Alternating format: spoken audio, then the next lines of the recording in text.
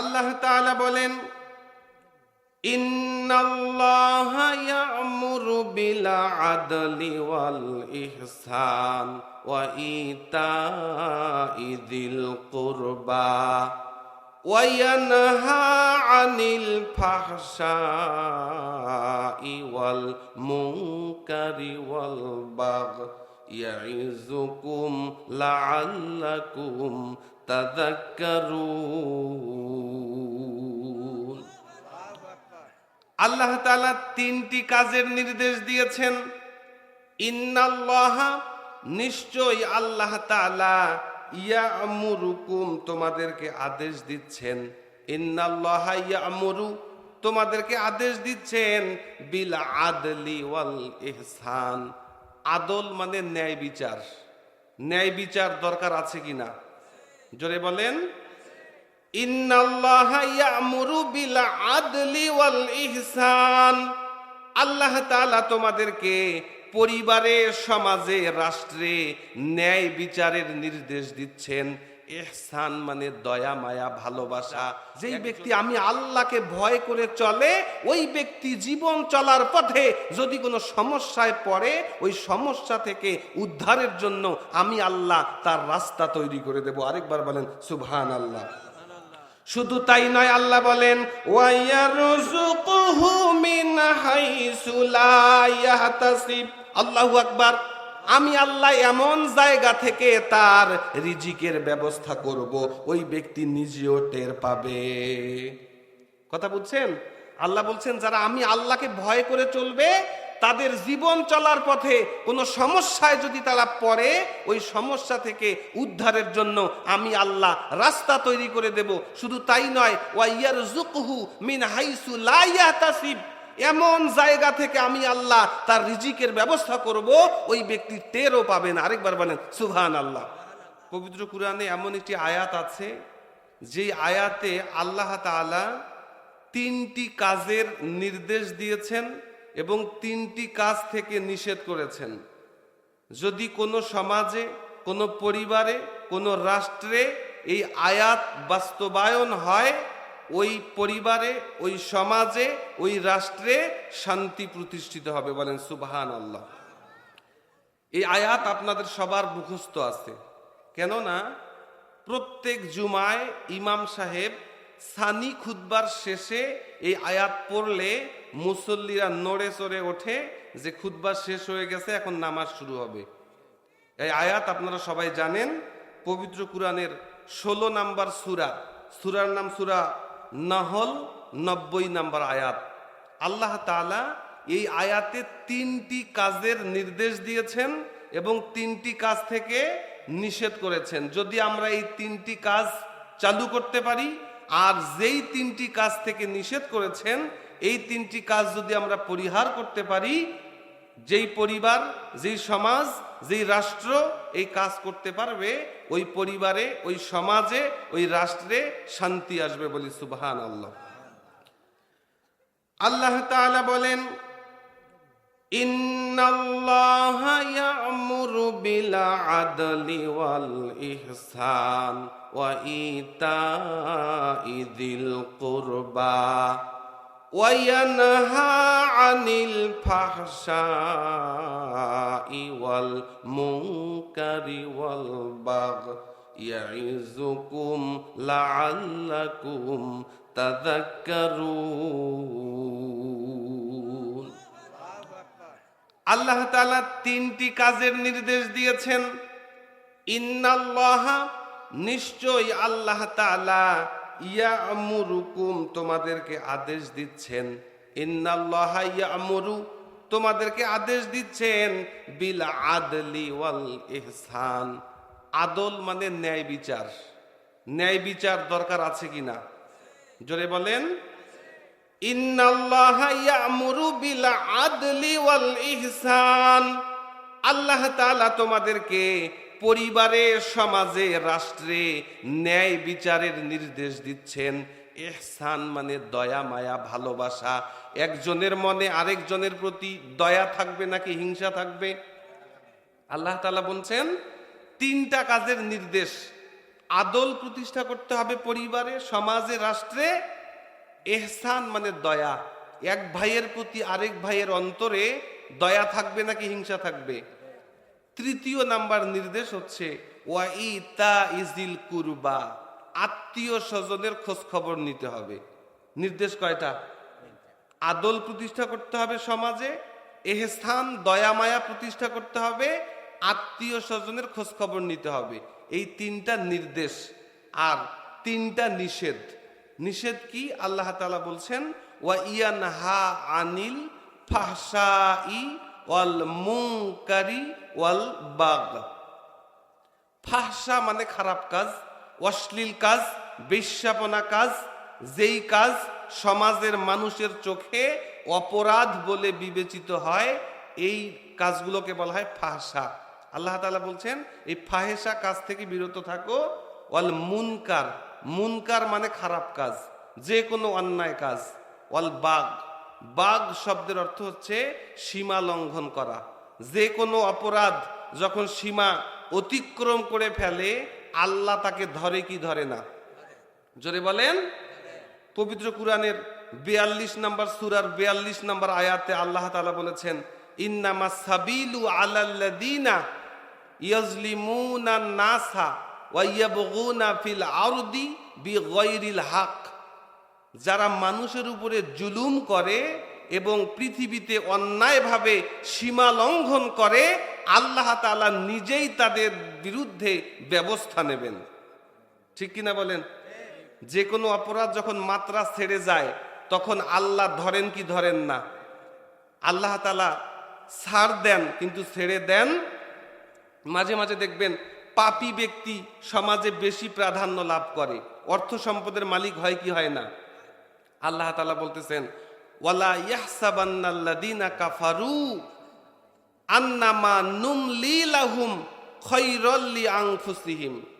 ও কাফির বেঈমানেরা, তোমরা মনে করো না আমি আল্লাহ তোমাদের কিছুদিন ছাড় দিয়েছি, এইটা তোমাদের জন্য মঙ্গল। না, মঙ্গল নয়, বরং ইন্নামা নুমলি লাহুম লিয়াজদাদু ইসমা ওয়ালাহুম আযাবুম মুহিন। আল্লাহ বলছেন আমি আল্লাহ তোমাদেরকে ছাড় দেই লিয়াজদাদু ইসমা, যাতে করে তোমাদের অপরাধ বাড়ে যায়।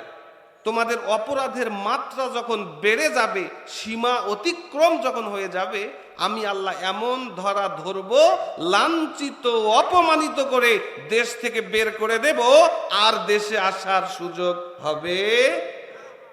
তাহলে অপরাধের সুযোগ পাওয়া মানেই আল্লাহ আমাকে ছেড়ে দিয়েছেন, বিষয়টা এমন। আল্লাহ তাআলা এই সূরা নহলের 90 নম্বর আয়াতে 3টি কাজের অর্ডার করলেন। কয়টি কাজ? 1 নাম্বার, সমাজে আদল প্রতিষ্ঠা করতে হবে, ন্যায় প্রতিষ্ঠা করতে হবে। সমাজে ন্যায় প্রতিষ্ঠার দরকার আছে কিনা? বিচারক বিচারের আসনে বসে ন্যায় করবে নাকি অন্যায় করবে? কথা বলেন। আল্লাহ রাসূলকে আল্লাহ তাআলা নির্দেশ দিচ্ছেন 42 নম্বর সূরা 15 নম্বর আয়াত, ও নবী ওয়ালা তাত্তাবি আহওয়াহুম, আপনি যখন বিচার করবেন, বিচার প্রার্থীদের মনের কথা আপনি শুনবেন না। আপনার কাছে যারা বিচারের জন্য আসছে, তারা আপনার কাছে কি চায় এইটা আপনি শুনবেন না। আপনি ন্যায় বিচার করবেন, ঠিক কি না? যারা বিচার চাইতে আসবে, সবাই তো চাবে আমার দিকে রায় হোক, ঠিক কি না? আল্লাহ রাসূলকে আল্লাহ তাআলা নিষেধ করতেছেন, হে রাসূল ওয়ালা তাত্তাবি আহওয়াহুম, আপনি তাদের মনের কথা শুনবেন না, তাদের প্রবৃত্তিকে আপনি অনুসরণ করবেন না, বরং আপনি তাদেরকে কি বলেন? ওয়াকুল আমানতু বিমা আনজালাল্লাহু মিন কিতাব, এই কিতাবের মধ্যে আল্লাহ তাআলা যেই আইন নাজিল করেছেন, ওই আইন দিয়ে আমাকে বিচার করতে হবে, ঠিক কি না?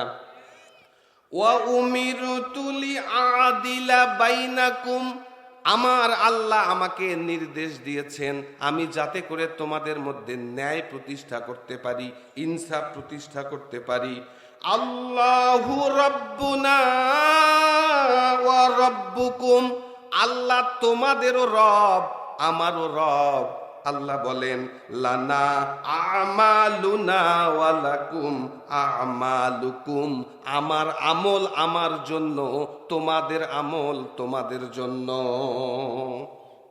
আল্লাহ রাসূলকে বলছেন, হে রাসূল, আপনার কাছে কেউ যদি বিচার প্রার্থী হয়, তারা কি চায়, কোন দিকে রায় দিতে বলে, তাদের প্রবৃত্তিকে আপনি অনুসরণ করবেন না, বরং আপনি বলেন আমার আল্লাহ আমার উপরে যা নাজিল করেছে আমি কোরআন অনুযায়ী বিচার করব, কারণ আল্লাহ তোমাদেরও রব আমারও রব, তোমাদের আমল তোমাদের জন্য, আমার আমল আমার জন্য, হিসাব দিতে হবে নিজেকে নিজেকে, ঠিক কি না? সুতরাং তোমাদের কথা মতো আমি যদি ভুল বিচার করি, আমার দায়ভার, আমার গুনাহের বোঝা তোমরা বহন করবা। তাহলে সমাজে ন্যায় প্রতিষ্ঠার দরকার আছে কিনা? পবিত্র কুরআনের 4 নম্বর সূরা 58 নম্বর আয়াত, আল্লাহ তাআলা আমাদের সবাইকে 2টা কাজের নির্দেশ দিচ্ছেন। কয়টা কাজ? আল্লাহ তাআলা বলেন ইন্নাল্লাহা ইয়া'মুরুকুম আন তুআদ্দুল আমানাতি ইলা আহলিহা ওয়া ইযা হাকামতুম বাইনান নাসি আন তাহকুমু বিল আদলি। আল্লাহু আকবার। আল্লাহ তাআলা বলছেন ইন্নাল্লাহা ইয়া'মুরুকুম, আল্লাহ তাআলা তোমাদেরকে নির্দেশ দিচ্ছেন আন তুআদ্দুল আমানাতি ইলা আহলিহা, আমানতকে তার মালিকের কাছে ফিরিয়ে দিতে হবে। আপনার কাছে কেউ কিছু আমানত রেখেছে, আমানতকে মালিকের কাছে ফিরিয়ে দিতে হবে কি হবে না? নাকি আমানত সুযোগ মতো খেয়ে ফেলবেন? কথা বলেন। আমানতের খেয়ানত কিসের আলামত? মুনাফিকের আলামত। ইজা উতুমিনা খনা, রাসূল বলেছেন মুনাফিকদের আলামত হচ্ছে যখন তাদের কাছে কিছু আমানত রাখা হয়, এই আমানতকে তারা কি করে? আল্লাহ তাআলা নির্দেশ দিচ্ছেন তোমরা আমানতকে তার মালিকের কাছে ফিরিয়ে দাও। আল্লাহ আমাদের কাছে যেই জীবন এবং সম্পদ দান করেছেন, এইটা আল্লাহর পক্ষ থেকে আমাদের জন্য আমানত, ঠিক কিনা? জীবনের মালিক কে? সম্পদের মালিক কে? সম্পদ দান করেন কে? জীবন দান করেন কে? নাকি আমাদের শক্তির বলে আমরা রিজিক পাই? রিজিক দেওয়ার মালিক কে? ইন্নাল্লাহা ইয়ারযুকু মাইয়াশাউ বিগাইরি হিসাব, আল্লাহ যাকে ইচ্ছা করেন বিনা হিসাবে রিজিক দিতে পারেন কি পারেন না? সুতরাং আমাদের জীবন এবং আমাদের সম্পদ আল্লাহর পক্ষ থেকে আমানত। এই জীবন এবং সম্পদের প্রকৃত মালিক কে? সুতরাং আল্লাহ যেভাবে জীবন চালাতে বলেছেন, যেভাবে সম্পদকে ব্যয় করতে বলেছেন, ওইভাবে জীবন চালাইতে হবে কি হবে না? নাকি এই জীবনের মোহে, সম্পদের মোহে যদি আল্লাহকে ভুলে যাই, আমাদের জন্য উপকার নাকি ক্ষতি? আল্লাহ তাআলা সূরা মুনাফিকুনের মধ্যে বলেছেন, সূরা জুমা, আল্লাহ তাআলা বলেন ইয়া আইয়ুহাল্লাযীনা আমানু লা তুলহিকুম আমওয়ালুকুম ওয়ালা আওলাদুকুম আন যিকরিল্লাহ। আল্লাহ তাআলা ডাক দিয়ে বলছেন ইয়া আইয়ুহাল্লাযীনা আমানু, ওহে আমার ইমানদার বান্দারা, লা তুলহিকুম আমওয়ালুকুম ওয়ালা আওলাদুকুম আন যিকরিল্লাহ, তোমাদের সম্পদ আর তোমাদের সন্তান যাতে করে আল্লাহর জিকির থেকে তোমাদেরকে গাফেল না রাখে। সম্পদের মোহে, সন্তানের ব্যস্ততায় যাতে করে আল্লাহকে তোমরা ভুলে না যাও। ওমাইয়া ফাআল যালিকা ফাউলাইকা হুমুল খাসিরুন।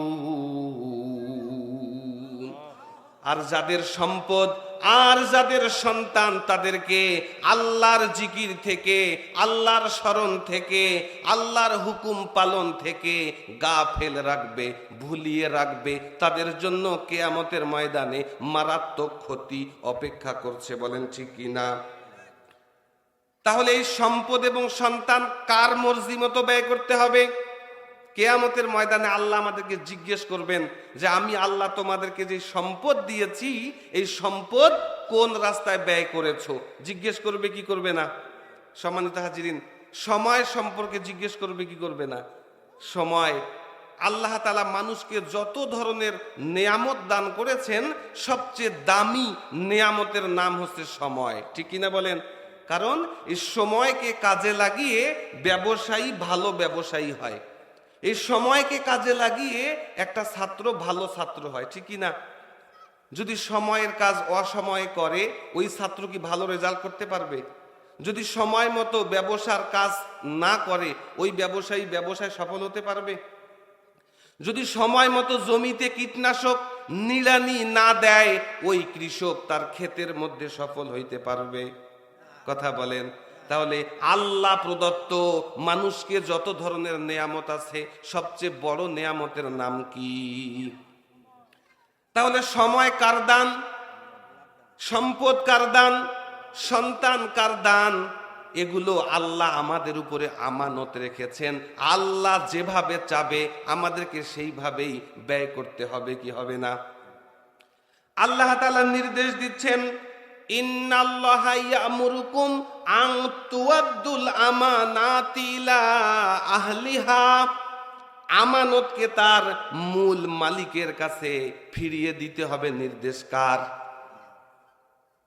আল্লাহ রাসূল সাল্লাল্লাহু আলাইহি ওয়াসাল্লাম বলেছেন মানুষের গোপন কথাও একটা আমানত। ঠিক না? আপনাকে কেউ বিশ্বাস করে একটা গোপন কথা বলল, আপনি কি সুযোগ পেলে এই কথা মানুষকে বলে দেবেন? বলে দেবেন? আজকে আপনার সঙ্গে আমার ভালো সম্পর্ক, আমি বিশ্বাস করে আপনাকে একটা কথা বলেছি, 2 দিন পরে আপনার সঙ্গে সম্পর্ক খারাপ হয়ে গেল, এই জন্য কি এই গোপন কথা বলা যাবে? গোপন কথাও আমানত। ঠিক না? আপনারা যে ভোট দেবেন ভোটও একটা আমানত। ঠিক না বলেন? আপনার ভোট আপনি দেবেন, যদি ভালো মানুষকে ভোট দেন ওই ভালো মানুষ ক্ষমতার মসনদে বসে যেই ভালো কাজ করবে এর একটা বদলা আপনি পাবেন কি পাবেন না? কার কথা? আল্লাহ তাআলা পবিত্র কুরআনের 4 নম্বর সূরা নিসার 85 নম্বর আয়াতে বলেন, মাইয়াশফা শাফাআতান হাসানাতান ইয়াকুল্লাহু নাসিবুম মিনহা।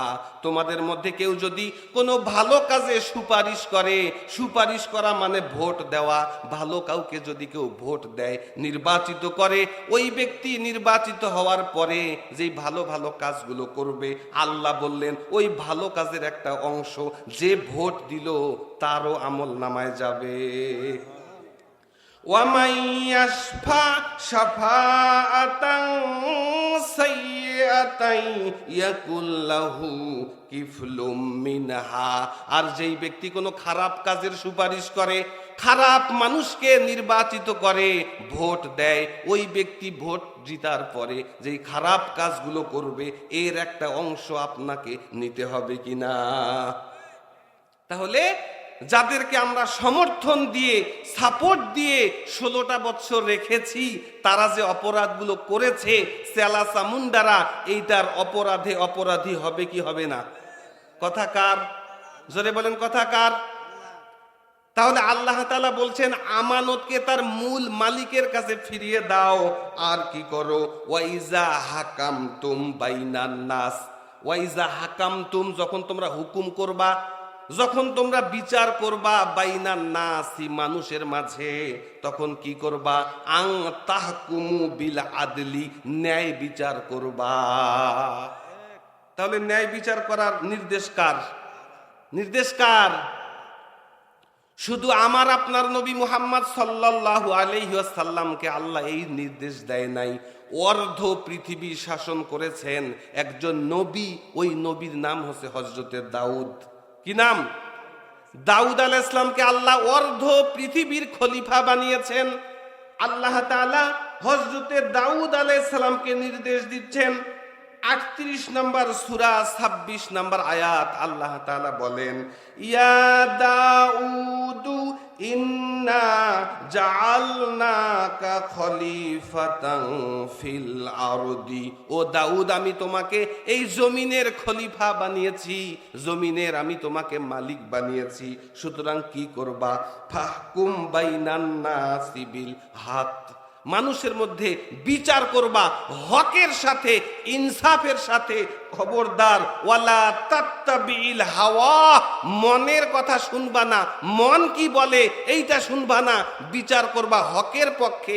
এটা কার পক্ষে গেল, কার বিপক্ষে গেল, এইটা দেখা যাবে। জোরে বলেন। তাহলে আল্লাহ তাআলা, আমি বলেছি, 3টা কাজের নির্দেশ দিয়েছেন। কয়টা কাজ? 1 নাম্বার বলেছেন আদল প্রতিষ্ঠা করতে হবে, ন্যায় প্রতিষ্ঠা করতে হবে। আমাদের সমাজে কি ন্যায় আছে? জোরে বলেন, ন্যায় আছে? আমাদের পরিবারে ন্যায় আছে? 2 ছেলেকে কি আমরা সমানভাবে দেখি? ছেলে মেয়েকে সমানভাবে দেখি? ভাই বোনকে সমানভাবে দেখি? আমরা সমাজে আদল প্রতিষ্ঠা করতে পারি না। অথচ আল্লাহ তাআলা প্রতি জুমায় ইমাম সাহেব আপনাদেরকে বলতেছেন যে আল্লাহ ন্যায় প্রতিষ্ঠার নির্দেশ দিয়েছেন। সুতরাং এই ন্যায় প্রতিষ্ঠার দরকার আছে কিনা? ন্যায় বিচারের বাধা 2টা। কয়টা? 1 নাম্বার বাধা স্বজন প্রীতি। আছে কিনা বলেন? স্বজন প্রীতি আছে কিনা? নিজের দলের কেউ অপরাধ করলে তাদের কি বিচার হয়? কথা বলেন। দলের কেউ অন্যায় করলে বিচার হয় না? যদি দলের লোকের বিচার হইতো, প্রধানমন্ত্রীর পিয়ন 400 কোটি টাকার মালিক, ঠিক কিনা? প্রধানমন্ত্রী আবার সাংবাদিকের সামনে দাঁত কেলায় কেলায় হাসে আর বলে আমার পিয়ন 400 কোটি টাকার মালিক। বলে কি বলে না? যদি সমাজে ন্যায় বিচার থাকতো, এর বিচার হইতো কি হইতো না বলেন? তাহলে ন্যায় বিচারের বাধা 2টা। 1 নাম্বার স্বজন প্রীতি। এই স্বজন প্রীতির কারণে আমরা ন্যায় বিচার করতে পারি। বিচারের চেয়ারে বসে আছে বিচারক, নিজের বাবা, নিজের সন্তান, নিজের ভাই যদি এক পক্ষের বাদী হয়, আরেক পক্ষে যদি আসামি হয়, ওই বিচারক নিজের ভাইয়ের পক্ষে রায় দেবে কি দেবে না? কথা বলে না? টাকা খেয়ে, ঘুষ খেয়ে মানুষ বিচারের রায় দেয় কি দেয় না? আল্লাহ তাআলা নির্দেশ দিচ্ছেন, ও দুনিয়ার মুসলিম, ও দুনিয়ার মুমিন, যারা আমি আল্লাহকে বিশ্বাস করো, যারা আমি রাসূলকে বিশ্বাস করো, যারা আমার কিতাবকে বিশ্বাস করো, তোমাদেরকে আমি আল্লাহ নির্দেশ দিচ্ছি, ইয়া আইয়ুহাল্লাযীনা আমানু কুনু কওয়ামিনা বিল কিসতি শুহাদা লিল্লাহ। আল্লাহু আকবার। আল্লাহ বলছেন, ইয়া আইয়ুহাল্লাযীনা আমানু, ও দুনিয়ার ঈমানদাররা, দুনিয়ার মুমিন, আমার বিশ্বাসী বান্দারা, তোমরা বিচার করবা ন্যায় নাকি অন্যায়। ন্যায় বিচার করবা। ওয়ালাউ আলা আনফুসিকুম আউল ওয়ালিদাইনি ওয়াল আকরাবিন ইয়াকুন গনিয়ান আও ফাকিরা। তোমরা ন্যায় বিচার করবা। লাউ আলা আনফুসিকুম, যদি নিজের বিপক্ষে চলে যায়, আউল ওয়ালিদাইনে, অথবা যদি বাবা মায়ের বিপক্ষে চলে যায়, আও ওয়াল আকরাবিন, কোনো বন্ধু বান্ধব, কোনো আত্মীয় স্বজনের বিরুদ্ধে চলে যায়, এরপরেও তোমাদেরকে ন্যায় বিচার করতে হবে, ঠিক কিনা? শুধু তাই নয়, আল্লাহ বলেন ইয়াকুন গনিয়ান আও ফাকিরা, ওই লোক ধনী হোক কিংবা দরিদ্র হোক। আমাদের সমাজে একই অপরাধ গরিবরা করলে বিচারকের অভাব থাকে না, আর যদি ধনীরা করে ওইটার বিচার হয় না, ঠিকই না? কথা বলেন। একই অপরাধ গ্রামের কোনো নিচু স্তরের মানুষ করলে দেখবেন যে দেওয়ানির অভাব থাকে না, অথচ একই অপরাধ যদি কোনো গরিব না করে কোনো বড় লোক করে, দেখবেন বাহিরে বাহিরেই ফয়সালা হয়ে যায়, কেউ জানতে পারে না, ঠিক কিনা বলেন? আল্লাহ বলতেছেন তোমরা ন্যায় বিচার করবা, ইয়াকুন গনিয়ান আও ফাকিরা, ওই লোক ধনী হোক কিংবা বড় লোক হোক, বিচার করতে হবে ন্যায় নাকি অন্যায়। আল্লাহ বলছেন ফাল্লাহু আউলা বিহিমা, আল্লাহ ওই ধনীরও রব, গরিবেরও রব, ঠিক কিনা? আল্লাহর কাছে কোনো ধনী গরিব নাই। আল্লাহ তাআলা বলেন ফালা তাত্তাবিউল হাওয়া আন তাদিলু, ন্যায় বিচার করতে গিয়ে মনের কথা শুনবা না, মনের কথা শুনবা না, বিচার করতে হবে ন্যায়, ঠিকই না বলেন? সম্মানিত হাজরিন, আল্লাহ রাসূলের জামানায় বনু মাখজুম গোত্রের এক মহিলা চুরি করেছে। ইসলামের বিধান, চুরি করলে কি করতে হবে? কি করতে হবে? কিন্তু এই বনু মাখজুম মোটামুটি সম্ভ্রান্ত একটা গোত্র। আল্লাহ রাসূলের অন্যান্য সাহাবীরা চিন্তা করলো যে যদি এই মহিলার হাত কেটে ফেলা হয় ওই মহিলার গোত্রের মান সম্মান কমে যাবে। বিদায় দিয়েছে কি দেয় নাই? কিন্তু যারা মর্দে মুজাহিদ তারা কি মৃত্যুকে ভয় পায়? জোরে বলেন, যারা মর্দে মুজাহিদ তারা মৃত্যুকে ভয় পায়? আমরা হযরত খুবাইবের জাত, ঠিকই না?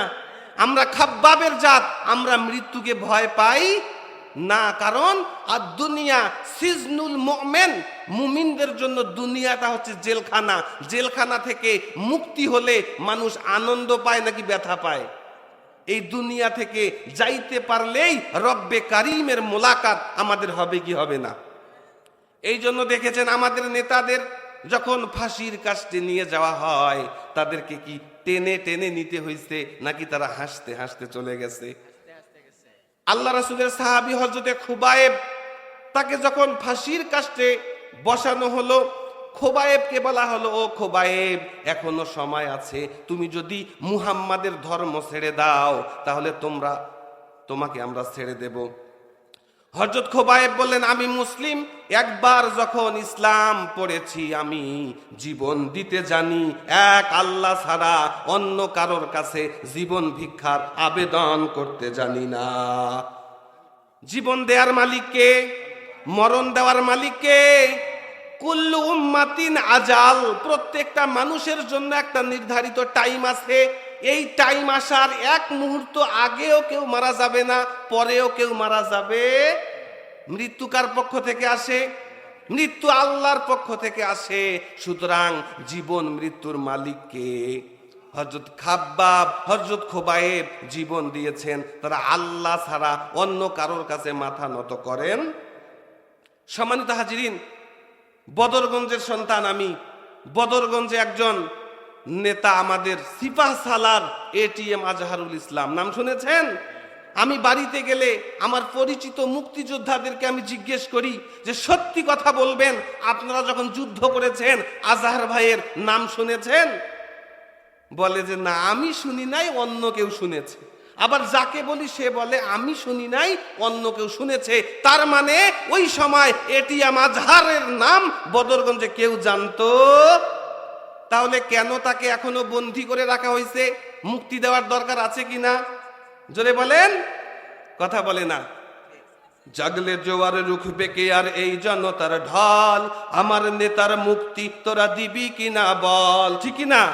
জাগলে জোয়ার রুখবে কে আর এই জনতার ঢল, আজহার ভাইয়ের মুক্তি তোরা দিবি কিনা বল। গোলাম আজম সাইদি নিজামি মুজাহিদ, গোলাম আজম সাইদি নিজামি মুজাহিদ, কামরুজ্জামান কাদের মোল্লা আমাদের অহংকার বল, ঠিক না?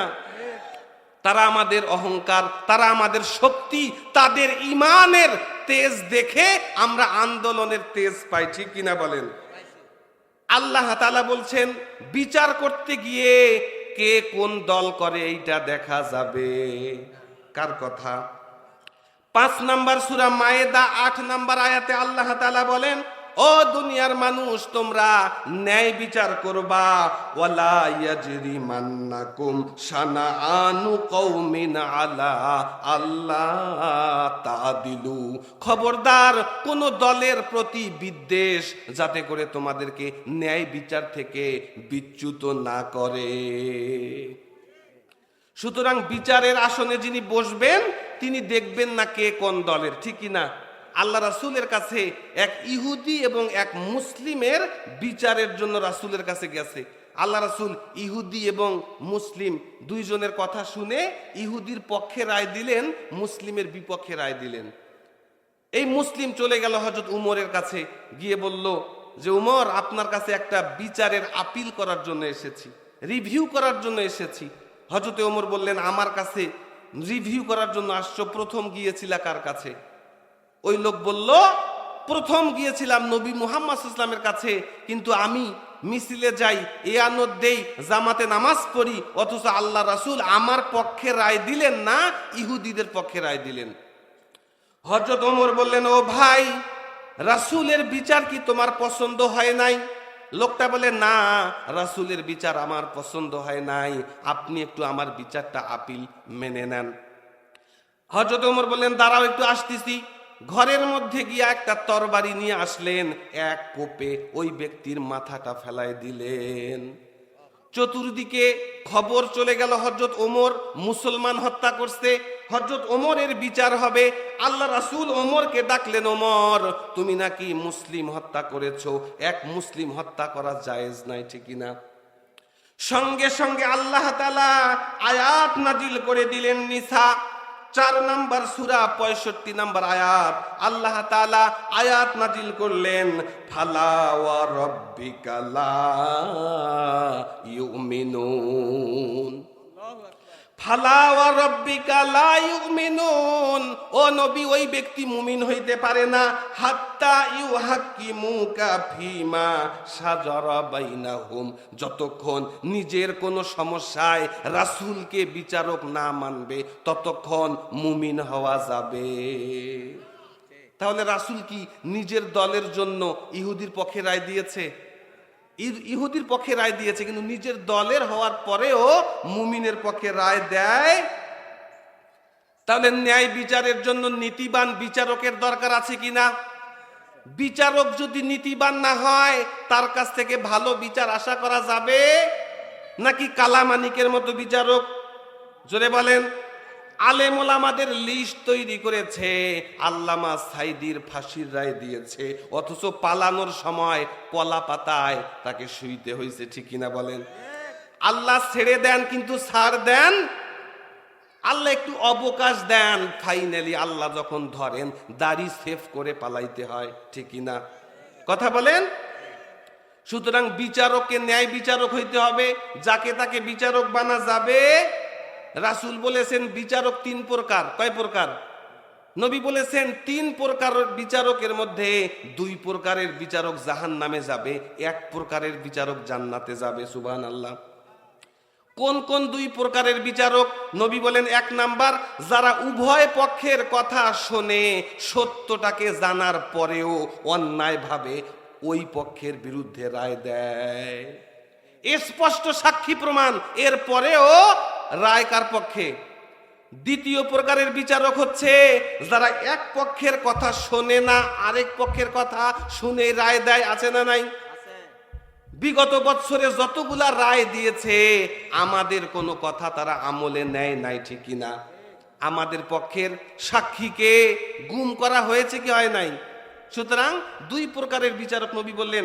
1 প্রকারের বিচারক যারা সত্যটা জানার পরেও অন্যায় রায় দেয়, আর যারা এক পক্ষের কথা না শুনেই রায় দেয়, এই 2 প্রকারের বিচারক কোথায় যাবে? আর 1 প্রকারের বিচারক জান্নাতে যাবে। নবী বলেন, যেই বিচারক উভয় পক্ষের কথা শোনে এবং আসল রায় দেয়, তারা কোথায় যাবে বলেন? তাহলে বিচারক ভালো হওয়ার দরকার আছে কিনা? কিন্তু বিচারকও ভালো, কিন্তু কোরআন দিয়া বিচার চলে না, তাহলে কি হবে? কথা বলেন। বিচার করতে হবে কি দিয়া? এই কোরআন একটা বিচারের কিতাব, ঠিক কিনা? এই কোরআনে চোরের বিচার আছে কিনা, জেনার বিচার আছে কিনা? যদি আমাদের দেশে এই কোরআনের আইন থাকতো, যেই দরবেশ বাবা বাংলাদেশের ব্যাংকগুলাকে লুট করে পালিয়ে যাইতে ধরলো, তার হাত কাটা হইতো কি হইতো না? কোটি টাকার মালিক বাংলাদেশটাকে নিঃস্ব করে দিয়া বিদেশে পালিয়ে গেছে, তাদের বিচার হইতো কি হইতো না? অবশ্যই বাংলাদেশে তাদের বিচার হতেই হবে, ঠিক কিনা? আমাদের ট্যাক্সের টাকাগুলা তারা লুট করে খেয়েছে, তাদের বিচার বাংলার মাটিতে হবেই হবে। বিচার হবে কোরআন দিয়া। কি দিয়া? আল্লাহ তাআলা সূরা নিসা 105 নম্বর আয়াতে জানিয়ে দিলেন, ইন্না আনজালনা ইলাইকাল কিতাবা বিল হক কি লিতাহকুমা বাইনান নাসি বিমা আরাকাল্লাহ। ও নবী, এই কিতাব আমি আপনার উপরে পাঠিয়েছি শুধুমাত্র তাবিজ বানানোর জন্য নয়, শুধুমাত্র ঝাড়ফুঁকের জন্য আল্লাহ এই কিতাব পাঠান। আল্লাহ বলেছেন আমি এই কিতাব আপনার উপরে নাজিল করেছি লিতাহকুমা বাইনান নাস, যাতে করে এই কিতাব দিয়ে আপনি মানুষের মধ্যে বিচার করতে পারেন, ঠিক কিনা? সুতরাং এই কোরআন দিয়া বিচার চালার দরকার আছে কিনা? এই কোরআন দিয়া বিচার চলুক আমরা চাই কি চাই না? সুতরাং যারা চায় কোরআন দিয়া রাষ্ট্র চলুক, যারা চায় কোরআন দিয়া আদালত চলুক, তাদের সাথী হইতে হবে কি হবে না? কথা বলেন। প্রবাদপাতদেরকে ভোট দেবেন, এক দল চলে গেছে ডাকাতি করে, আবার যারা আসবে তারাও চুরি করবে, ঠিক কিনা? 16 বছরের ক্ষুধা নিয়া তারা অপেক্ষা করতেছে, সময় পাইলে তারাও কিন্তু লুটতারাজ করবে। যতক্ষণ পর্যন্ত কোরআনের বিধান দেশে চালু হবে না, দেশ সংস্কার হতে পারে। সুতরাং সংস্কার হবে কি দিয়া? জোরে বলেন। যারা কোরআনের আইন বাস্তবায়ন হোক এরা চায় না, এরা মুমিন হইতে পারে। কার কথা? আল্লাহ তাআলা 5 নম্বর সূরা মায়েদা 44 নম্বর আয়াতে বলেন ওয়ামাল্লাম ইয়াহকুম বিমা আনজালাল্লাহ ফাউলাইকা হুমুল কাফিরুন। আল্লাহ বললেন যারা কোরআন দিয়া বিচার চলুক এইটা চায় না, এরা হচ্ছে কাফের। পরের আয়াতে বলেছেন ফাউলাইকা হুমুজ জালিমুন, এরা হচ্ছে জালেম। 47 নম্বর আয়াতে বলেছেন ফাউলাইকা হুমুল ফাসিকুন, এরা হচ্ছে ফাসিক। তাহলে যারা কোরআন দিয়া বিচার চলুক এইটা চায় না, এরা হচ্ছে কাফের, এরা হচ্ছে জালেম, এরা হচ্ছে ফাসিক। বলেন ঠিক কিনা? এরা জালেম, যার অন্তরে কোরআন নাই সে জুলুম করতে পারে কি পারে না? আল্লাহ নবী বলেছেন যার কলবের মধ্যে কোরআন নাই কাল বাইতিল খর, এই বাড়ি এর অন্তরটা হচ্ছে পতিত বাড়ির মতো। একটা বাড়ি পতিত, মানুষজন থাকে না, ওইখানে জিন শয়তানের আকড়া হবে কি হবে না? সাপ বিস্তুর আকড়া হবে কি হবে না? নবী বললেন যার কলবের মধ্যে কোরআন নাই তার কলবটা হচ্ছে ওই পতিত বাড়ির মতো, এই কলবেও শয়তান জায়গা নেবে কি নেবে না? সুতরাং কোরআন শেখার দরকার আছে কিনা? সম্মানিত হাজিরিন, আমাদের সমাজে কিছু কিছু লোক আছে, এরা বলে কোরআন 1500 বছর আগে চলতো এখন আর চলে না, এমন লোক আছে কিনা? এরা বলে ইসলামপন্থীরা ক্ষমতায় গেলে দেশটাকে 1500 বছর পিছায় নিয়ে যাবে। এরা বলে কোরআন আগে চলতো, এই আধুনিক সমাজে কোরআন চলে না, এমন লোক আছে না নাই? টকশোগুলোতে দেখবেন মাথায় টাকলা, বুদ্ধির ঠেলায় চুল উঠে গেছে। এরা ইসলামপন্থীদেরকে নানান প্রশ্ন করে যে কোরআন দিয়া বর্তমান সমাজ চলতে পারে? এরা মনে করে কোরআন শুধুমাত্র ঝাড়ফুঁকের কিতাব। এরা মনে করে কোরআন শুধুমাত্র কেউ মারা গেলে ওই মুর্দার কাছে বসে পড়ার কিতাব। অথচ আল্লাহ তাআলা বললেন যেই ব্যক্তি মনে করবে এই কোরআন দিয়া এখন আর দেশ চালানো সম্ভব নয়, এই কোরআন পরিত্যক্ত হয়ে গেছে, পরিত্যাজ্য হয়ে গেছে, পুরাতন হয়ে গেছে, এই কথা যেই ব্যক্তি মনে করবে কিয়ামতের ময়দানে আল্লাহর নবী নিজে বাদী হয়ে এই ব্যক্তির বিরুদ্ধে আল্লাহর আদালতে মামলা দায়ের করবেন। মামলা দায়ের করে কি বলবেন আল্লাহ রাসূল? পবিত্র কোরআনের 25 নম্বর সূরা ফুরকান 31 নম্বর আয়াতে আল্লাহ বলেন আল্লাহর আদালতে আল্লাহ রাসূল মামলা দায়ের করে আল্লাহকে বলবেন, কি বলবেন আল্লাহ তাআলা জানিয়ে দেন ওয়া ক্বালার রাসূলু ইয়া রাব্বি ইন্না কওমি ইত্তাখাযু হাযাল কুরআনা মাহজুরা। ওয়া ক্বালার রাসূল, রাসূল আল্লাহর কাছে অভিযোগ করবেন ইয়া রব্বি, ও আমার রব, ইন্না কওমি ইত্তাখাযু হাযাল কুরআনা মাহজুরা, আমার এই উম্মত এই কোরআনটাকে পরিত্যাজ্য কিতাব হিসাবে গ্রহণ করেছিল। সুতরাং আপনার আদালতে আমি নবী বাদী হয়ে তার বিরুদ্ধে মামলা দায়ের করলাম। রাসূলের সুপারিশ ছাড়া আমরা বেহেশতে প্রবেশ করতে পারবো? যেই দিন সূর্যটা মানুষের মাথার কাছে নেমে আসবে, সূর্যের তাপে মানুষের মাথার মগজগুলা গলে গলে নাক কান দিয়ে পড়বে, মানুষ পানির তৃষ্ণায় পানি পানি বলে চিৎকার করবে, এক ফোঁটা পানি দেওয়ার মতো আপনজন খুঁজে পাওয়া যাবে। সেই দিন আল্লাহ রাসূল হাউজে কাউসারের পানি আমাদেরকে পান করাবেন কিনা? রাসূলের হাতে হাউজে কাউসারের পানি আমরা চাই কি চাই না? কিন্তু ওই রাসূল যদি আপনার বিরুদ্ধে মামলা দায়ের করে, আমি কি পানি পাবো? জান্নাতে যাইতে পারবো? আল্লাহ রাসূল সুপারিশ না করলে আমরা কেউ বেহেশতে প্রবেশ করতে পারবো? সম্মানিত হাজিরিন, তাহলে এই কোরআন দিয়া বিচার চালার দরকার আছে কিনা? জোরে বলেন। এখন বিচারকও ভালো, কোরআন দিয়েও বিচারক চলে, কিন্তু বিচারকের স্বাধীনতা নাই, তাহলে কি বিচার করতে পারবে? বিচার বিভাগের স্বাধীনতার দরকার আছে কিনা? জোরে বলেন, আছে কিনা? আল্লাহ রাসূলের জামানায় বিচার বিভাগের স্বাধীনতা ছিল কি ছিল না? সাহাবীদের জীবনে ছিল কি ছিল না?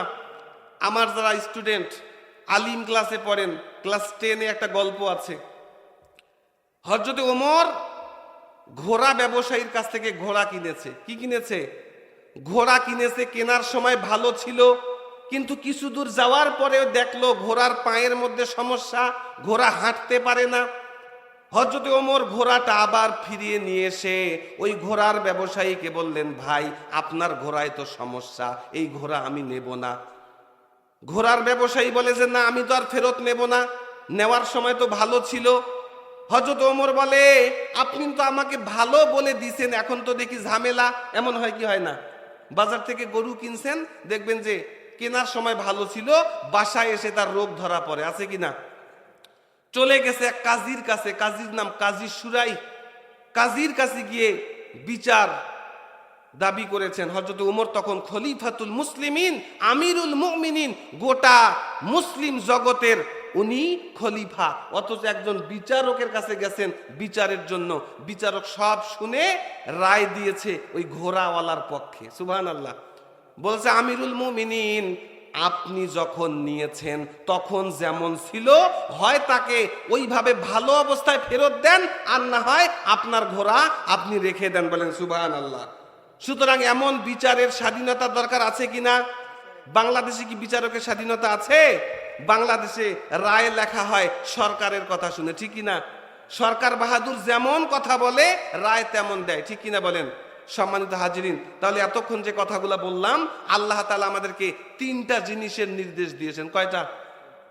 ইন্নাল্লাহা ইয়ামুরু বিল আদলি ওয়াল ইহসান ওয়া ইতাইজিল কুরবা। 1 নম্বরে সমাজে আদল প্রতিষ্ঠা করতে হবে। এখন আমরা তো বড় বড় বিচারকের জায়গায় নাই। আমরা কি সবাই বিচারক? কিন্তু আমরা সবাই বিচারক আমাদের নিজের নিজের স্থানে, ঠিক কিনা? আপনার পরিবারের বিচারককে, আপনার পরিবারের বিচারককে বলেন। 2 ছেলের মধ্যে বিচার করতে হবে, ন্যায় নাকি অন্যায়? নাকি এক ছেলেকে সব লিখে দেবেন, আরেক ছেলেকে ঠকাবেন?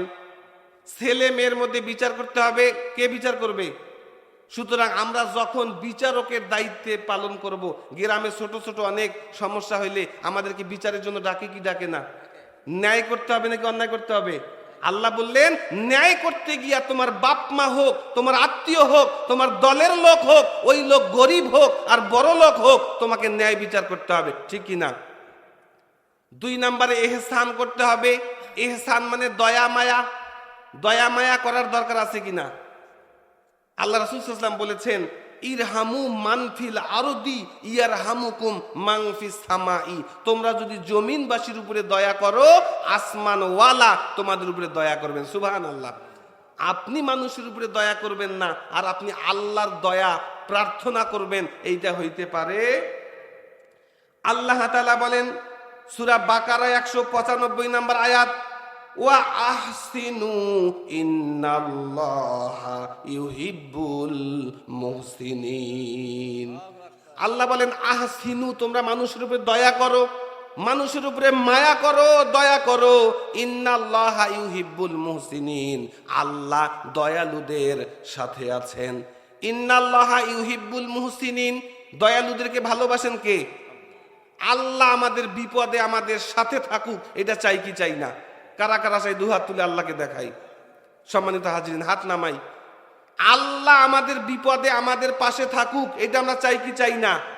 আল্লাহ আমাদের বিপদে আমাদের পাশে থাকুক, এর জন্য শর্ত দুইটা। কয়টা? জোরে বলেন। আল্লাহ তাআলা 16 নম্বর সূরা 128 নম্বর আয়াতে বলেন, ও দুনিয়ার মোমেন, ও দুনিয়ার মুসলিম, ও দুনিয়ার বান্দারা, তোমরা যদি চাও আমার আল্লাহ আমার সাথে থাকুক, তাহলে দুইটা কাজ করতে হবে। কয়টা? ইন্নাল্লাহা মাআল্লাযীনা তাকাউ ওয়াল্লাযীনা হুম মুহসিনিন। এই পৃথিবীতে যারা আল্লাহকে ভয় করে চলে এবং মানুষকে দয়া করে, মানুষকে ভালোবাসে, আল্লাহ তাদের সাথে থাকবেন। সুতরাং আল্লাহকে যদি আমরা আমাদের বিপদে পাশে পাই, এটা যদি আমরা চাই, কাজ করতে হবে দুইটা। কয়টা? এক নম্বরে আল্লাহকে ভয় করতে হবে। কাকে ভয় করতে হবে? যেই ব্যক্তি আল্লাহকে ভয় করবে, আল্লাহ তার বিপদে থাকবে। বলেন সুবহানাল্লাহ। পবিত্র কোরআনে সূরা তলাক আল্লাহ বলেন, ওয়ামান ইয়াত্তাকিল্লাহা ইয়াজআল লাহু মাখরাজা। যেই ব্যক্তি আল্লাহকে ভয় করে চলবে, যেই ব্যক্তি আল্লাহকে ভয় করে চলবে, ওই ব্যক্তি জীবন চলার পথে যদি কোনো সংকটে পড়ে যায়, জীবন চলার পথে কোনো বিপদে পড়ে যায়, ইয়াজআল লাহু মাখরাজা, ওই বিপদ থেকে উদ্ধারের জন্য আল্লাহ তার জন্য রাস্তা তৈরি করে দেবেন। কার কথা? সূরা তলাক 2 নম্বর আয়াত আল্লাহ বলছেন, ওয়ামাইয়াত্তাকিল্লাহ ইয়াজআল লাহু মাখরাজা। যেই ব্যক্তি আমি আল্লাহকে ভয় করে চলে, ওই ব্যক্তি জীবন চলার পথে যদি কোনো সমস্যায় পড়ে, ওই সমস্যা থেকে উদ্ধারের জন্য আমি আল্লাহ তার রাস্তা তৈরি করে দেব। আরেকবার বলেন সুবহানাল্লাহ। শুধু তাই নয়, আল্লাহ বলেন, ওয়ায়ারযুকুহু মিন হাইসু লা ইয়াহতাসিব। আল্লাহু আকবার। আমি আল্লাহ এমন জায়গা থেকে তার রিজিকের ব্যবস্থা করব, ওই ব্যক্তি নিজেও টের পাবে। কথা বুঝছেন? আল্লাহ বলছেন, যারা আমি আল্লাহকে ভয় করে চলবে, তাদের জীবন চলার পথে কোনো সমস্যায় যদি তারা পড়ে, ওই সমস্যা থেকে উদ্ধারের জন্য আমি আল্লাহ রাস্তা তৈরি করে দেব। শুধু তাই নয়, ওয়ায়ারযুকুহু মিন হাইসু লা ইয়াহতাসিব। এমন জায়গা থেকে আমি আল্লাহ তার রিজিকের ব্যবস্থা করব, ওই ব্যক্তি টেরও পাবে না। আরেকবার বলেন সুবহানাল্লাহ। আল্লাহ তাআলা এরপরে বলছেন, ওয়া মাইয়াতাওয়াক্কাল আলাল্লাহি ফাহুয়া হাসবুহু। যারা আমি আল্লাহর উপরে ভরসা করে, আল্লাহই তার জন্য যথেষ্ট।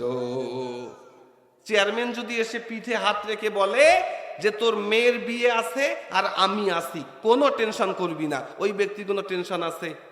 প্রধানমন্ত্রী কাউকে যদি বলে যে কোনো চিন্তা করবি না, তোর সমস্যা আছে আমি দেখব, ওই ব্যক্তির কোনো চিন্তা আছে? আল্লাহ বলছেন, ওয়ামাইয়াতাওয়াক্কাল আলাল্লাহ ফাহুয়া হাসবুহু। আমি আল্লাহর উপরে যারা ভরসা করবে, আমি আল্লাহই তার জন্য যথেষ্ট। ভরসা করতে হবে কার উপরে? দোয়া কুনুত নামাজে পড়েছেন, ওয়ানা তাওয়াক্কালু আলাইকা। ভরসা কার উপরে? আল্লাহর উপরে যদি ভরসা করার মতো করা যায়, তাহলে আল্লাহ উদ্ধার করবেন কি করবেন না? মুসা আলাইহিস সালাম চলে যাচ্ছেন তার বাহিনী নিয়ে, সামনে সমুদ্র আর পিছনে ফেরাউনের বাহিনী। মুসার যারা সঙ্গী সাথী তারা বলেছে আমার আল্লাহ, তাদের সঙ্গীরা বলেছে আমরা ধরা খেয়ে গেছি। সামনে সমুদ্র, পিছনে বাহিনী, আর বাঁচার উপায় আছে? ওইখানে আল্লাহ বলেছেন যে আমার মুসা, আমি আল্লাহর উপরে ভরসা করেছে। হযরত মুসা বলেছেন আমার আল্লাহ আছেন, অবশ্যই তিনি আমার জন্য রাস্তা দেখাবেন। বলেন তো, মুসার বাহিনীকে আল্লাহ রাস্তা দেখাইছেন কি দেখান নাই? রাস্তা তৈরি করে দিয়েছেন কে? সুতরাং ভরসা করতে হবে কার উপরে? নাকি নেতার উপরে? আমরা নামাজে দাঁড়িয়ে বলি ওয়ানা তাওয়াক্কালু আলাইকা, ও আল্লাহ কেবলমাত্র ভরসা করি কার উপর? আর বের হয়ে আমি বলি যে আপনি আমাকে টাকা না দিলে আর বাঁচবো না, বলি কি বলি না? দোয়া কুনুতে আমরা বলি ওয়া নাখলাউ ওয়া নাতরুকু মাইয়াফজুরুকা, বলি কি বলি না? আল্লাহর কাছে ওয়াদা করি, ও আল্লাহ, নাখলাউ মানে খুলে ফেললাম, নাতরুকু মানে বিচ্ছিন্ন করে ফেললাম, মাইয়াফজুরুকা যারা ফুজ্জার, যারা পাপী, যারা ধর্ষক, যারা দুর্নীতিবাজ, যারা লুটেরা, যারা দেশটাকে ধ্বংস করে খেয়েছে, আল্লাহর কাছে দাঁড়িয়ে আল্লাহকে কথা দিলাম, ও আল্লাহ, নাখলাউ ওয়া নাতরুকু মাইয়াফজুরুকা, যারা ফুজ্জার, যারা পাপী, যারা আপনাকে মানে না, আমার সাথে তাদের সব সম্পর্ক আমি খুলে ফেললাম এবং বিচ্ছিন্ন করে দিলাম। নামাজে দাঁড়িয়ে আল্লাহকে বলছেন, আল্লাহুম্মা বলে শুরু করেছেন, হে আল্লাহ, বলেন কি বলেন না? মাঝখানে ওয়া নাখলাউ ওয়া নাতরুকু মাইয়াফজুরুকা, অর্থ কি?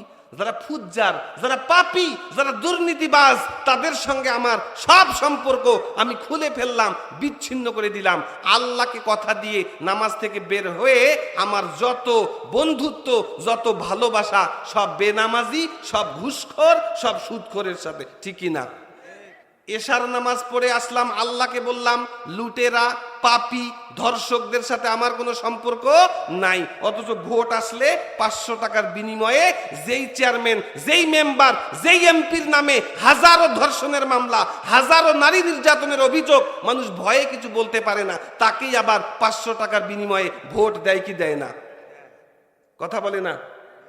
আল্লাহকে ওয়াদা করে আসছেন, আল্লাহ, পাপীদের সাথে আমার কোনো সম্পর্ক নাই। অথচ মেয়ের বিয়ে দেবেন, ছেলে খুঁজতেছেন সুদখোরের বেটা বড় লোক, ঠিক কি না? বলে না কথা? আল্লাহকে ওয়াদা করে আসলেন, অথচ বের হয়ে ওয়াদা খেলাফ করলেন। ওয়াদা খেলাফ করা কিসের আলামত? মুনাফিকের আলামত। ইজা ওয়াদা আখলাফা, যখন ওয়াদা করে, ওয়াদা ভঙ্গ করে। তাহলে আপনি মুনাফিকি করলেন, আর মুনাফিকি করলেন কার সাথে? আল্লাহর সাথে মুনাফিকি করলেন। অথচ আল্লাহকে ডাকলে আল্লাহ কি সাথে থাকবে? আল্লাহ বলছেন, ইন্নাল্লাহা মাআল্লাযীনা তাকাউ ওয়াল্লাযীনা হুম মুহসিনিন, যারা মানুষকে দয়া করে এবং আল্লাহকে ভয় করে চলে, তাদের বিপদে আমি আল্লাহ তাদের সাথে থাকবো। বলেন সুবহানাল্লাহ। যারা আল্লাহকে ভয় করে চলে, তাদের দ্বারা কোনো খারাপ কাজ করা সম্ভব? সূরা নাজিয়া, পবিত্র কুরআনের 69 নম্বর সূরা, আল্লাহ বলেছেন 2টা কাজ করলেই জান্নাত। কয়টা কাজ? 2টা কাজ করলেই জান্নাত। আল্লাহ বলেন, ফাআম্মা মান খাফা মাকামা রাব্বিহি ওয়া নাহান নাফসা আনিল হাওয়া ফাইন্নাল জান্নাতা হিয়াল মাওয়া। আল্লাহ বলছেন 2টা কাজ করলেই জান্নাত। 1 নাম্বার, মান খাফা মাকামা রাব্বিহি, যেই ব্যক্তি রবের সামনে দাঁড়াতে হবে এইটাকে ভয় পায়। আমাদেরকে রবের সামনে দাঁড়াতে হবে কি হবে না? রবের সামনে দাঁড়াতে হবে, এই কথাকে যারা ভয় পায়। ওয়া নাহান নাফসা আনিল হাওয়া, এবং মনের যে খারাপ চাহিদা আছে, এই কুপ্রবৃত্তি থেকে নিজের নফসটাকে বাধা দেয়, বিরত রাখে। ফাইনাল জান্নাতা হিয়াল মাওয়া, এই ব্যক্তির থাকার জায়গা হচ্ছে আল্লাহর জান্নাত। কয়টা কাজ? এতক্ষণের সব কথাই যদি ভুলে যান, সূরা নাজিয়া বের করে দেখবেন, মাঝখানে আয়াত আছে, 2টা কাজ করলেই জান্নাত। 1 নাম্বার, মান খাফা মাকামা রাব্বিহি, আল্লাহর সামনে দাঁড়াইতে হবে, এই ভয় অন্তরে থাকতে হবে কি হবে না? যাদের অন্তরে আল্লাহর সামনে দাঁড়ানোর ভয় আছে, তাদের দ্বারাই দুর্নীতি করা সম্ভব। সুতরাং নেতা মানতে হবে তাদেরকে যাদের অন্তরে আল্লাহর ভয় আছে, ঠিকই না? আল্লাহ বলেছেন, সাদিকিন, যারা সত্যবাদী, তাদের সাথী হও। অথচ আমরা এমন মানুষের সাথী হই যারা কথায় কথায় মিথ্যা কথা বলে, ঠিক কি না? মাইক পাইলে এত সুন্দর সুন্দর কথা বলে, কিন্তু মঞ্চের পিছনে গেলেই এগুলো সব ভুলে যায়, এমন লোক আছে কিনা? সম্মানিত হাজিরিন, 2টা কাজ করলেই জান্নাত বলা হলো। আল্লাহর সামনে দাঁড়াইতে হবে, এইটাকে যারা ভয় পায় আর কি করে, ওয়া নাহান নাফসা আনিল হাওয়া, নিজের নফসকে কুপ্রবৃত্তি থেকে বাঁচায়। আমাদের নফস অনেক কিছু চায় কি চায় না? জোরে বলেন। প্রত্যেকটা মানুষের অন্তরে আল্লাহ 2টা করে জিনিস সেট করেছেন। কয়টা? একটার নাম নফস, আরেকটার নাম আকল। নফস মানে আত্মা। আত্মার কোনো ভালো মন্দ বিচার ক্ষমতা নাই। নফস শুধু চায়। নফস হচ্ছে ভোগবাদী, কোনটা অন্যায়, কোনটা ন্যায়, কোনটা বৈধ, কোনটা অবৈধ, এইটা দেখে। কিন্তু আল্লাহ প্রত্যেকটা মানুষের অন্তরে একটা বিবেক দিয়েছেন, আকল দিয়েছেন, ঠিক না? চোরও যখন চুরি করে তার বিবেকটা একবার হলেও বলে এই কাজটা ঠিক করি নাই।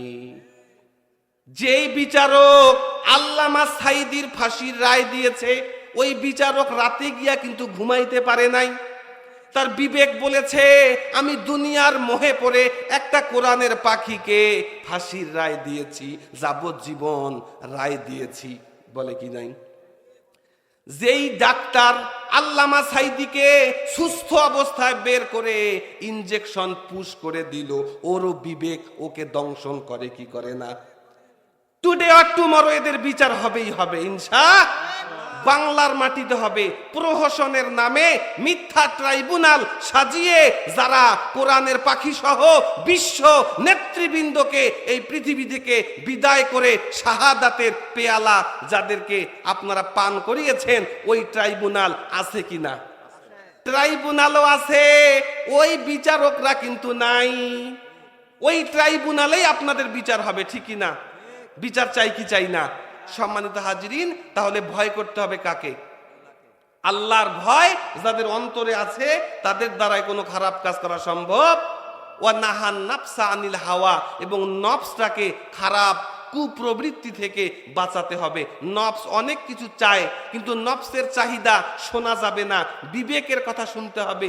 বিবেক যদি বলে এই কাজটা ভালো, ওইটা করা যাবে। আর বিবেক যদি আপনাকে বলে যে এই কাজটা করা ঠিক নয়, তাহলে ওই কাজ করা যাবে। তাহলে আল্লাহ আমাদের সাথে থাকুক, এটা চাই কি চাই না? এর জন্য দুইটা কাজ করতে হবে। এক নাম্বার, ভয় করতে হবে কাকে? দুই নাম্বার, মানুষের উপরে দয়া করতে হবে। নবী বললেন ইরহামু মান ফিল আরদি ইয়ারহামুকুম মান ফিস সামাই, দুনিয়াবাসীর উপরে দয়া করো, আসমানওয়ালা তোমাদেরকে দয়া করবেন। দয়া কাদের প্রতি করবেন এইটা নির্দেশ দিয়েছেন কে? কাদের কাদের প্রতি দয়া করবেন? আল্লাহ তাআলা পবিত্র কোরআনের 4 নম্বর সূরা নিসা 36 নম্বর আয়াতে সুন্দর করে বলেছেন কাদের প্রতি দয়া করব। আমাদের জানার দরকার আছে কিনা? প্রধান বক্তা কখন আসবে? সম্মানিত হাজিরিন, তাহলে কাদের প্রতি দয়া করব এটা আমাদের জানার দরকার আছে কিনা? আল্লাহ তাআলা 4 নম্বর সূরা 36 নম্বর আয়াতে বলেন ওয়াবুদুল্লাহা ওয়ালা তুশরিকু বিহি শাইআ, ও দুনিয়ার মানুষ কেবলমাত্র গোলামি করবা কার? ওয়াবুদুল্লাহা, দাসত্ব করবা, গোলামি করবা, তাবেদারি করবা কেবলমাত্র কার? ওয়ালা তুশরিকু বিহি শাইআ, আল্লাহর সঙ্গে কাউকে শরীক করা যাবে। তারপরে আল্লাহ বলেছেন ওয়াবিল ওয়ালিদাইনে ইহসানা, পিতা মাতার প্রতি দয়া করবা। দরকার আছে কিনা? পিতা মাতার প্রতি দয়া করার দরকার আছে কিনা?